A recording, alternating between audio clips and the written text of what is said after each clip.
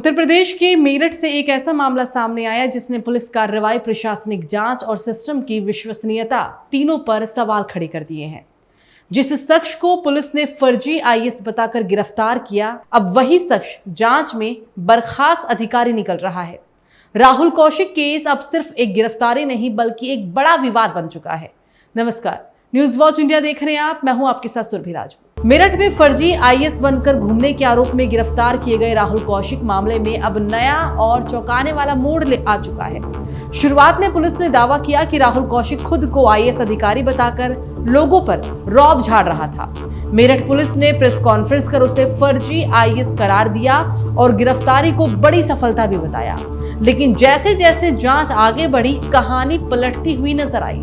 परिजनों की ओर से पेश किए गए दस्तावेजों ने पूरे मामले को उलट के रख दिया। परिवार का दावा है कि राहुल कौशिक ने साल 2008 में यूपीएससी की परीक्षा पास की थी।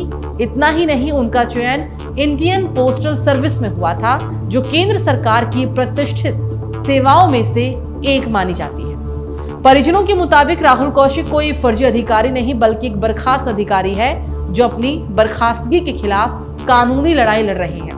देखिए, थाना नौचंदी पुलिस को सूचना प्राप्त हुई थी कि एक राहुल कौशिक नाम का व्यक्ति है जो अपने आप को आईएएस बताता है। वो फर्जी और वो लगातार थानों पर विभिन्न विभागों में अधिकारियों के सीओजी नंबर पे कॉल करके रौब झाड़ता है। इस सूचना के आधार पर सीओ सिविल लाइन साहब को जांच दी गई है।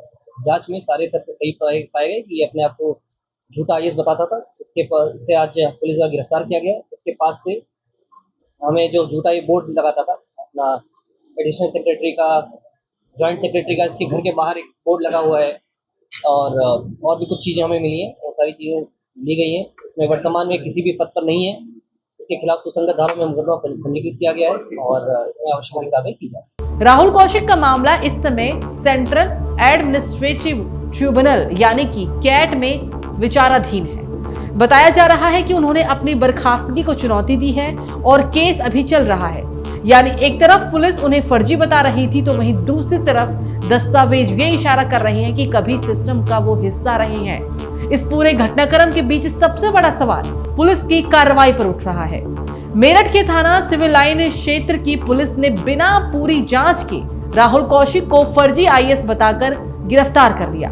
हालांकि जब परिवार ने दस्तावेज पेश किए तो पुलिस ने अपना रुख बदला और उन्हें शांति भंग की आशंका में चालान कर दिया। बाद में अदालत ने राहुल कौशिक को जमानत पर रिहा कर दिया। अब इस मामले में कई गंभीर सवाल उठ रहे हैं। क्या पुलिस ने जल्दबाजी में कार्रवाई की? क्या जांच प्रक्रिया में चूक हुई? क्या एक बर्खास्त अधिकारी को फर्जी बताना उचित था? कानूनी जानकारों का कहना है कि फर्जी और बर्खास्त में एक बड़ा अंतर होता है। अगर कोई अधिकारी सेवा से हटाया गया है तो वो फर्जी नहीं हो जाता, बल्कि उसकी स्थिति अलग कानूनी दायरे में आती है। राहुल ने 2008 में यूपीएससी पास किया था। उनका चयन इंडियन पोस्टल सर्विस में हुआ। कुछ कारणों से उन्हें बर्खास्त किया गया, लेकिन अभी मामला कैट में विचाराधीन है। देश में अक्सर फर्जी आईएएस और आईपीएस बनकर ठगी के मामले सामने आते रहे हैं। ऐसे मामले में पुलिस सख्त कार्रवाई भी करती है, लेकिन मेरठ का ये मामला थोड़ा अलग है, क्योंकि यहाँ कहानी उल्टी पड़ती हुई दिख रही है। यहाँ सवाल सिर्फ एक व्यक्ति का नहीं बल्कि जांच प्रक्रिया की विश्वसनीयता का भी है। इस घटना के बाद पुलिस महकमे में भी हलचल तेज है। अंदर खाने में इस बात की जांच शुरू हो चुकी है कि आखिर इतनी बड़ी चूक कैसे हुई। क्या अधिकारियों ने दस्तावेजों की सही तरीके से जांच नहीं की, या फिर शुरुआती सूचना के आधार पर जल्दबाजी में कार्रवाई कर दी गई? अब आगे की दिशा काफी हद तक कैट के फैसले पर ही निर्भर करेगी। अगर राहुल कौशिक का दावा सही साबित होता है तो ये मामला पुलिस के लिए बड़ी असहज स्थिति पैदा कर सकता है।